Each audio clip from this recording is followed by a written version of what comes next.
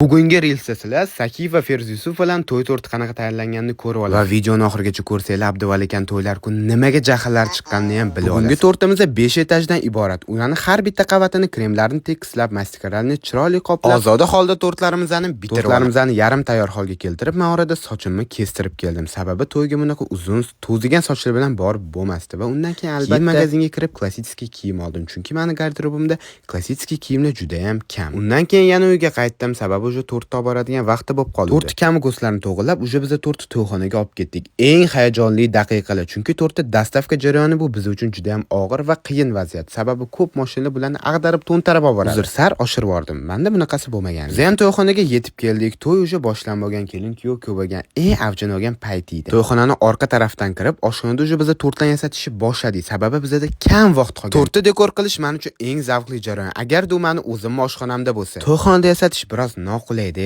Oldinglardan ko'p odam o'tadi. Tortimizni pashti dekor qilib bo'ldik. Bu orada boshlovchi bizdan shartta tortimizni e'lon qildi. Biz hali to'liq yasat bo'lmagandi. O'sha paytda rosa shoshilib qoldik. Aytgancha, tort ideyasi bu o'zimizniki. Abduvali aka zakaz qilganlari bilan tort tanlamadilar. O'zingizga ishonaman dedi. Tortni dekor qilib bo'ldik. Mana tayyorini ko'rsanglar bo'ladi. Tort ham o'sha katta zalga chiqdi. Yana bitta hayajonli daqiqalar, chunki ko'p videolarda ko'rgan bo'lsanglar, ofitsiantlar tortni ag'darib oladi. Yana shunaqa ish bo'lishiga sal qoldi. Sakif akamizani nimaga jahllari chiqqanini hozir bilasizlar. Tort chiqib bo'ldi, lekin to'yxona xodimlari na tarelka, na vilka, na pichoq ko'p kutib qolishganga jahllari chiqib ketdi. 4 soat biz 5 dan dekor qilishni boshlaganmiz. Tort 10 da kesildi. Shunda ham tortimiz tiq etib erimagan. Shu sababli ham tortimiz kesilmadi. Tortni kesish olmagandan sal qo'rqib ketdim. Keyin vaziyatni o'zim qo'limga olib tez kirishib, lekin shuncha odam qarab turganiga ishoninglar, juda ham hayajonlandim. Tortni kesib berdim, lekin baribir tortni o'zidan vilka qoshuvda yedirishdi. Tort hammaga yoqdi. Tortlarimiz erimasdan uzoq vaqt turib berishiga yana ishonch hosil qildi. Va bu zavqli jarayonni tomosha qilib, hammani xursandligini ko'rib, to'yni tugatib, men ham qaytib keldim. To'y ham va video ham